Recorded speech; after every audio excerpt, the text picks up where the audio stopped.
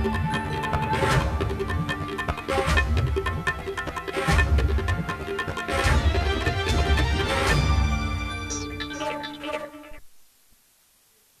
व्यक्तियों में से कुल 385 की मृत्यु हुई है। आइसोलेशन वार्ड में इस समय 4,868 लोग रखे गए हैं, जिनका इलाज विभिन्न चिकित्सालयों या चिकित्सा महाविद्यालयों में किया जा रहा है। फैसिलिटी क्वारंटाइन में इस समय 7,450 लोग लाए गए हैं, जिनके सैंपल लेकर उनके नमूने की जांच करवाई जा रही है। अगर उनमें संक्रमण पाया जाएगा तो उन्हें आइसोलेट करते हुए हमारे जो L1, L2, L3 के अस्पताल हैं उनमें उनकी स्थिति के अनुसार उन्हें भर्ती कराया जाएगा, और जो संक्रमित नहीं पाए जाएंगे उन्हें क्वारंटाइन की अवधि पूरी होने के बाद वापस घर भेज दिया जाएगा। कल प्रदेश में 14,236 सैंपल्स की जांच की गई और अब तक प्रदेश में 4,39,438 सैंपल्स की जांच की जा चुकी है। पूल सैंपलिंग के अंतर्गत 5-5 सैंपल के 1125 पूल लगाए गए और 10-10 सैंपल के 116 पूल लगाए गए। आशा वर्कर्स प्रवासी कामगारों का घर घर जाकर निरंतर हालचाल पूछ रही हैं और जिनमें भी लक्षण पाए जा रहे हैं उसे वे लगातार हमें सूचित कर रही हैं। अब तक आशा वर्कर्स के द्वारा 15,91,305 प्रवासी कामगारों का सर्वेक्षण किया जा चुका है। उनके घर जाकर उनका हालचाल पूछा जा चुका है और इनमें से 1,413 लोग किसी न किसी लक्षण वाले पाए गए हैं, जिनकी सूचना उन्होंने दी है और उनके सैंपल लेकर के उसकी जांच करवाई जा रही है। अब तक जो 945 नमूनों के परिणाम आए हैं उनमें से 156 पॉजिटिव और 789 नेगेटिव मिले हैं। आरोग्य सेतु के अंतर्गत अब तक हम 77,246 77246 लोगों को हम कॉल कर चुके हैं, जिन्हें अलर्ट्स जनरेट हुए हैं इस ऐप के द्वारा। आरोग्य सेतु ऐप आपको सावधान करता है। जब आप किसी भी संक्रमित व्यक्ति के करीब जाते हैं तो आपको वो सावधान करता है। तो ऐसे में जिसके पास भी स्मार्टफोन हो उसे चाहिए कि वो आरोग्य सेतु ऐप को डाउनलोड कर ले, ताकि उसको समय से अलर्ट मिले, समय से उसको ऐप सावधान कर देगा और वो अपना बचाव संक्रमण से कर सकेगा। जो कंटेनमेंट की एक्सरसाइज होती है इन्फेक्शन के कंटेनमेंट के लिए हॉटस्पॉट एरियाज़ में और नॉन हॉटस्पॉट एरियाज़ में, उसके लिए लगातार हमारा सर्वेलेंस का कार्य जारी है। सर्वेलेंस के कार्य के अंतर्गत अब तक हम 17,252 इलाकों में, जिसमें 5,417 हॉटस्पॉट के इलाके हैं और बाकी 11,835 नॉन हॉटस्पॉट के इलाके हैं, उनमें सर्वेलेंस का कार्य हुआ है। 1,19,236 टीम दिवस के माध्यम से, जिसमें 90,60,833 घरों का सर्वेलेंस किया गया। इनमें 4,61,47,425 लोग रहते हैं। आप सबों से मेरा ये अनुरोध है कि इस समय गर्मी बहुत पड़ रही है, तो अनावश्यक बाहर न निकलें। हीट स्ट्रोक का भी खतरा रहता है और अनावश्यक जब हम बाहर निकलते हैं और हम भीड़ भाड़ वाली जगहों में जाते हैं तो संक्रमण का भी खतरा रहता है। तो दोनों ही चीज़ों से अपने आप को बचाइए, अपने परिवार को बचाइए।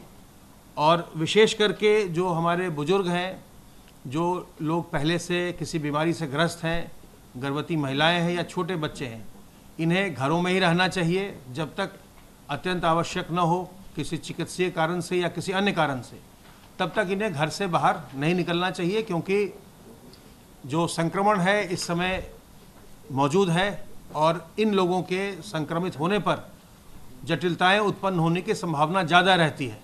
इसलिए बुजुर्गों को, गर्भवती महिलाओं को और जो कमज़ोर व्यक्ति हैं, जिनको पहले से कोई बीमारी है, डायबिटीज़ है, हाइपरटेंशन है, किडनी की बीमारी है, इन लोगों को जब तक अत्यंत आवश्यक न हो तब तक घर में ही रहना चाहिए। संक्रामक बीमारी होने के नाते ये किसी को भी हो सकती है, इसलिए इसको छुपाइए नहीं। ये देखा जा रहा है कि जो लोग जिनमें कोई कोमॉर्बिडिटी होती है, पहले से कोई बीमारी होती है, उनमें तो जटिलताएं आती हैं, लेकिन हाल के कुछ दिनों में हमने ये देखा है कि जो लोग स्वस्थ भी हैं और जिनकी उम्र बहुत ज़्यादा नहीं है, उनमें भी जटिलताएं आई हैं। और वो जटिलता कैसे आई? क्योंकि उन्होंने समय से अपनी बीमारी को प्रकट नहीं किया, समय से अपना इलाज नहीं करवाया, वो इसे टालते रहे, और जब आखिरी समय में जब उनकी सांस बहुत ज़्यादा फूलने लगी तब वो अस्पताल आए, और तब फिर उन्हें बचाया नहीं जा सका। इसलिए ये आवश्यक है कि हम तत्काल, जैसे ही कोई लक्षण आए, तत्काल हम जिला चिकित्सालय जाएं, तत्काल हम जो राज्य सरकार का हेल्पलाइन नंबर है 1800-180-5145, तत्काल उस पर हम फ़ोन करें, फ़ोन करके सलाह लें और अपनी हम जांच करवाएं। जांच करवाने पर अगर संक्रमण पाया जाए तो उसका इलाज कराया जाएगा। जांच और इलाज की व्यवस्था सरकार की ओर से बिल्कुल निःशुल्क की गई है। और जब लोग विलंब कर रहे हैं, और अभी हमने हाल में देखा है कि कम उम्र के लोग भी जब बहुत विलंब से आए तो उनकी जान को खतरा पैदा हुआ, उसमें से कुछ लोग बचाए नहीं जा सके। इसलिए ये ज़रूरी है कि जैसे ही कोई लक्षण आए, आप में आता है तो आप स्वयं सामने आए, आपके पास पड़ोसी या परिवार के किसी जन के में ये लक्षण दिखाई पड़ते हैं तो तत्काल उसको लाइए, तत्काल उसकी जांच करवाइए, उसका इलाज करवाइए।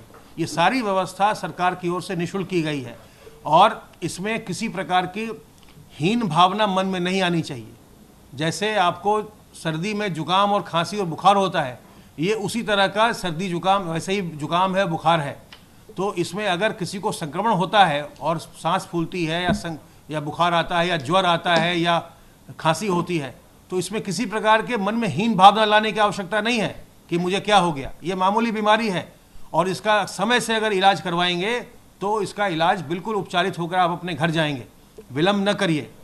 और साथ ही अगर दूसरे किसी को हुआ है तो उसके प्रति मन में कोई दुर्भावना मत लाइए। और मैं आपसे ये बार बार निवेदन कर रहा हूँ कि जिन लोगों को कोरोना हुआ और जो उससे पूर्णतः उपचारित हो चुके हैं, जो हमारे कोरोना विजेता हैं, उनको चाहिए कि वो सामने आएँ और मुख्य चिकित्सा अधिकारी को, अथवा आप हमारे हेल्पलाइन नंबर पर भी फ़ोन कर सकते हैं 1800-180-5145 पर फ़ोन करके हमें सूचित करिए कि आप वॉलंटियर के रूप में कार्य करना चाहते हैं, क्योंकि आपको अब कोई संक्रमण का खतरा नहीं है।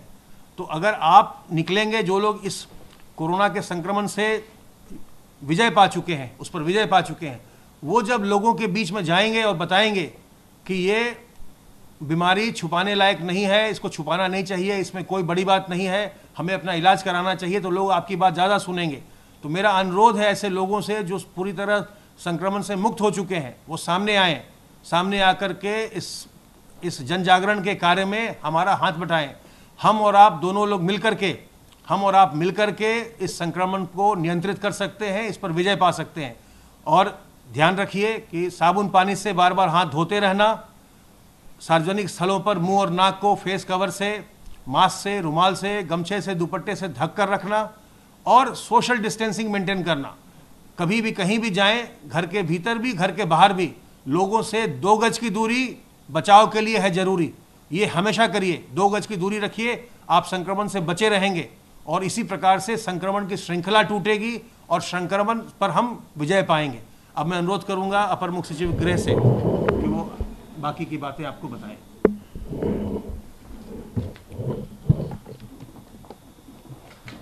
माननीय मुख्यमंत्री जी ने आज टीम 11 की बैठक ली। उनके द्वारा मानव संसाधन के संदर्भ में कहा कि ये उद्योग जगत की रीढ़ है। कोई भी उद्योग बिना अपने मानव संसाधन के नहीं चल सकता है, और जो बड़ी संख्या में श्रमिक आए हैं उनका राष्ट्र के निर्माण में महत्वपूर्ण योगदान है। उन्हीं का वो पसीना है जिससे कि हमारा पूरा उद्योग जगत, हमारे जितने उद्यम हैं वो आगे बढ़ते हैं। माननीय मुख्यमंत्री जी ने प्रदेश में आए कामगारों और श्रमिकों के श्रम को उत्तर प्रदेश के नव निर्माण के लिए एक जो है अवसर के रूप में देखने को कहा। आज आपको मालूम है कि माननीय मुख्यमंत्री जी ने 1,000 रुपया प्रति परिवार की दर से 10,48,166 श्रमिक परिवारों के खातों में राजस्व विभाग के माध्यम से धनराशि जो है उपलब्ध कराई है। माननीय मुख्यमंत्री जी ने जो ऑनलाइन व्यवस्था हस्तांतरण की है, ये धनराशि कोविड फंड से उपलब्ध कराई गई है और इतनी अच्छी और बड़ी धनराशि एक साथ सभी लोगों को मिली, ये एक सुखद अनुभूति है। प्रदेश के लिए एक कह सकते हैं कि जहां झंडा जो है गाड़ा गया है। मुख्यमंत्री जी ने जब चर्चा की श्रमिकों से तो उनके पास मोबाइल फ़ोन, स्मार्टफोन खुद ही था और खुद ही श्रमिकों ने बताया कि उनके मोबाइल फ़ोन पर जो SMS आता है, जो एक मैसेज आता है कि उनका धनराशि ट्रांसफ़र हो गई, कार्यक्रम के बीच में ही ये सूचना उनको मिल गई। आपको मालूम है कि प्रदेश के श्रमिकों और कामगारों के लिए अब तक 1644 ट्रेनें जो हैं हमारे प्रदेश में आ चुकी हैं और आज 2 ट्रेनें और आ रही हैं, एक महाराष्ट्र से और एक केरल से और ट्रेन आ रही हैं। आपको मालूम है कि लगभग 14 करोड़ 60 लाख लोगों को 5 बार से अधिक 36.40 लाख मैट्रिक टन खाद्यान्न बांटा जा चुका है और अब छठे चरण का खाद्यान्न भी 20 जून से जो है जल्दी ही बांटा जाएगा।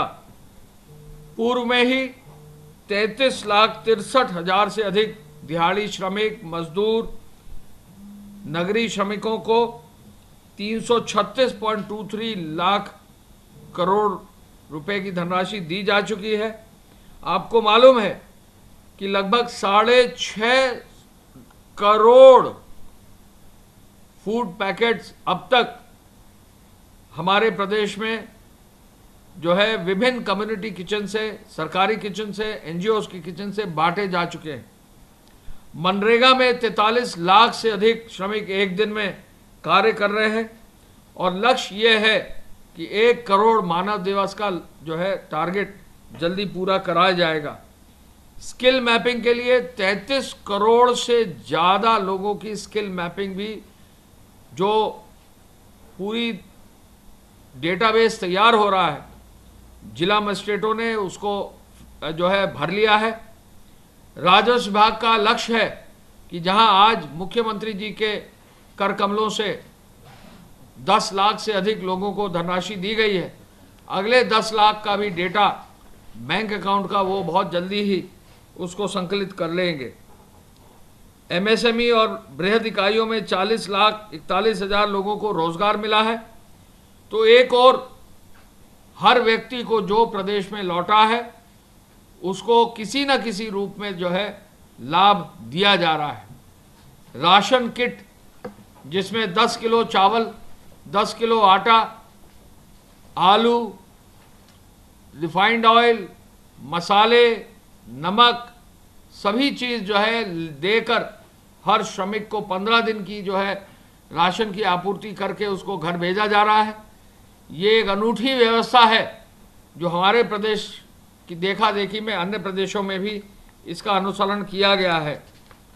मुख्यमंत्री जी ने औद्योगिक विकास विभाग और MSME विभाग के कामगारों श्रमिकों को रोजगार देने के लिए सभी संभावनाओं को तलाशने के लिए एक मैन पावर की जो है उपलब्धता सुनिश्चित करने के लिए एक ऐप विकसित किया जाए, ये भी निर्देश आज दिया है। कामगारों श्रमिकों को सामाजिक और आर्थिक सुरक्षा दी जाए, इस पर विशेष बल देते हुए बीमा कवर देने पर भी उन्होंने आदेश दिया है। कामगारों और श्रमिकों को रोजगार से अधिक अवसर मिलें, इसके लिए विकास की योजनाओं को भी तीव्र गति दी जाए, ये निर्देश भी मुख्यमंत्री जी ने आज दिए हैं। पूर्वांचल एक्सप्रेसवे के बारे में, बुंदेलखंड एक्सप्रेसवे के बारे में मुख्यमंत्री जी ने आदेश दिया है कि इनको और तेज किया जाए और जहां इनमें श्रमिकों की आवश्यकता है तो जो हमारे प्रदेश में लौटे हैं उनको इन एक्सप्रेसवेज और हाईवे की योजनाओं से भी जोड़ा जाए। आपको मालूम है कि पूर्वांचल एक्सप्रेसवे को अगर आप उसका हवाई दौरा करेंगे तो आज 50% से अधिक पूर्वांचल एक्सप्रेसवे अगर आप उसका एरियल सर्वे करेंगे तो काली दिखाई देगी, यानी उसका ब्लैक टॉप तैयार हो गया है। इस महीने के अंत तक उसकी पूरी फिजिकल प्रोग्रेस 50% से पूरी हो जाएगी। हमारी कोशिश ये है कि पूर्वांचल एक्सप्रेसवे के जितने भी बड़े ब्रिज हैं उनका नदी में या जहां नहर है वहां पिलर जो है पानी के स्तर से ऊपर आ जाएं, जिससे कि हम बरसात से पहले ही मेजर ब्रिजेस और आरओबीज को पूरा कर लें।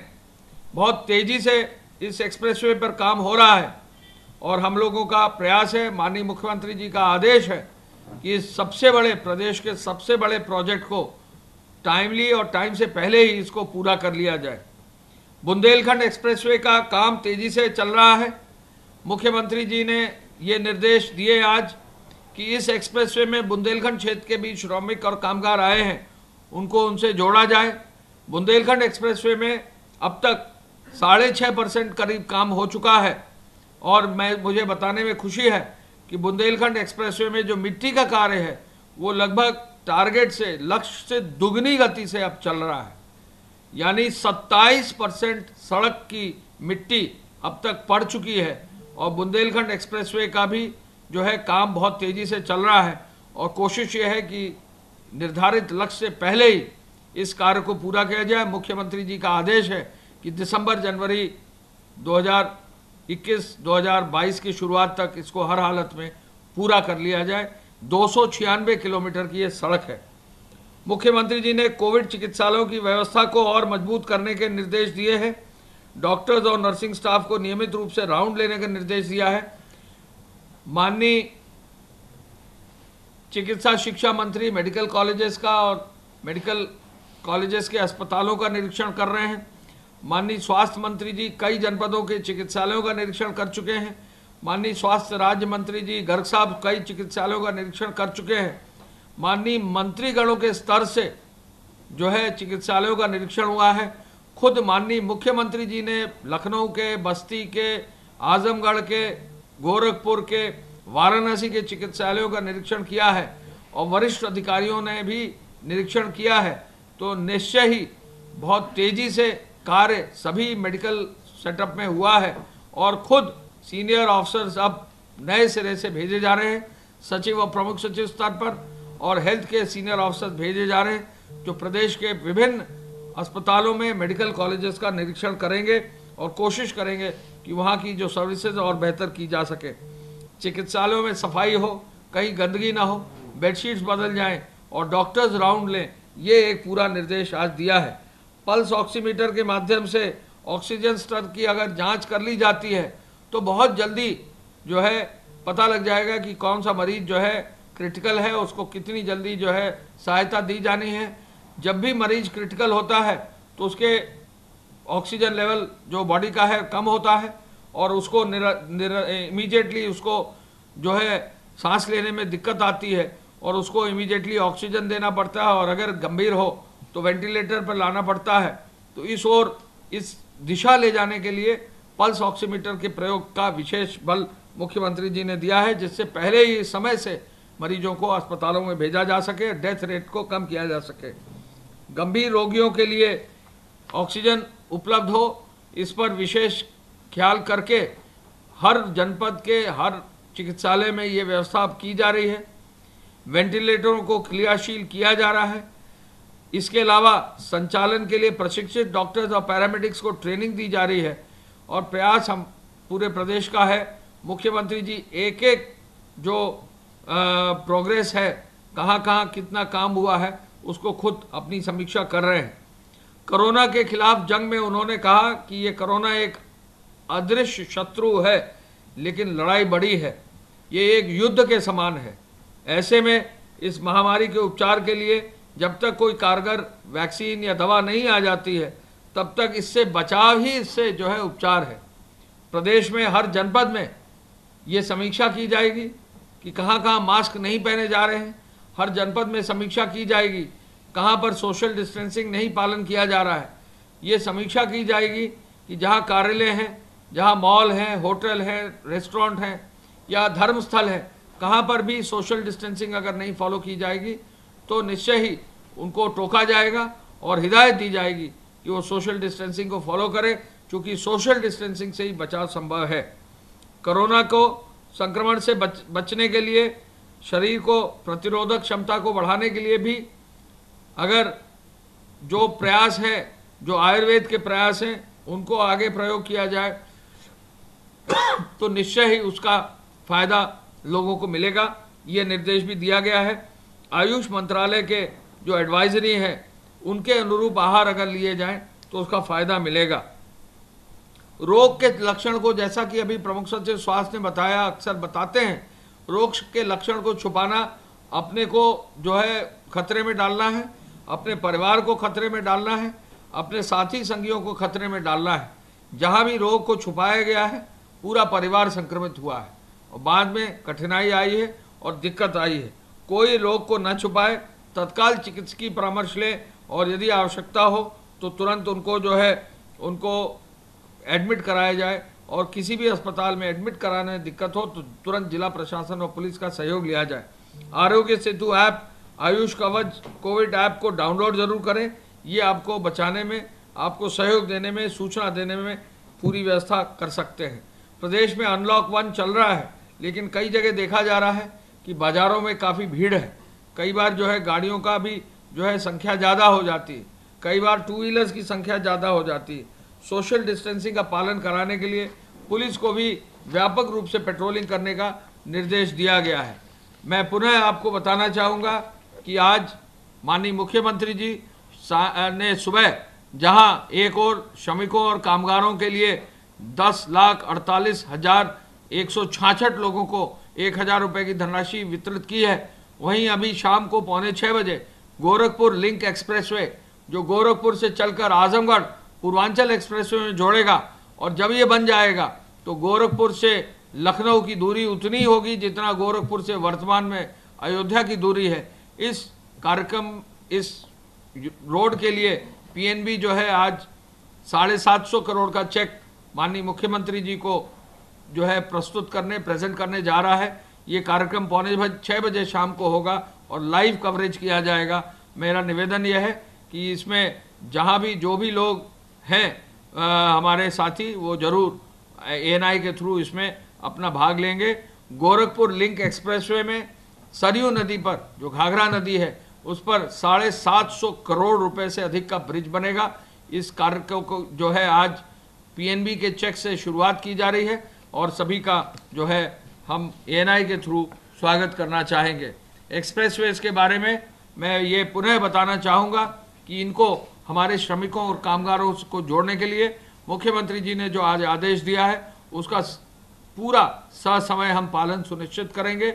मैं ये भी आपको बताना चाहूँगा कि मुख्यमंत्री जी ने श्रमिकों और कामगारों के लिए, जो भट्टा श्रमिक और कामगार हैं, उनको ससमय, सकुशल, सुरक्षित, पूरी सम्मान के साथ जो हमारे प्रदेश में है, उड़ीसा, बिहार, झारखंड और छत्तीसगढ़ भेजने की व्यवस्था शुरू करा दी है। और अब तक 3 ट्रेनें जो है ऐसे श्रमिकों को लेकर हमारे प्रदेश से जा चुकी हैं। 15 ट्रेनें और प्लान हो गई हैं और लगभग 200 से अधिक ट्रेनें भट्टा श्रमिकों को हमारे प्रदेश से, जो जैसा माननीय मुख्यमंत्री जी का आदेश था, उसका पालन किया जा रहा है। और बहुत संपूर्ण सहयोग पूरे भट्टा संघ का, प्रादेशिक संघ का, सभी जनपद स्तर पर जो भट्टा मालिक हैं उनके प्रतिनिधियों का हमको मिल रहा है और जिला प्रशासन के सहयोग से इस कार्य को आगे बढ़ाया जा रहा है। धन्यवाद। जय हिंद।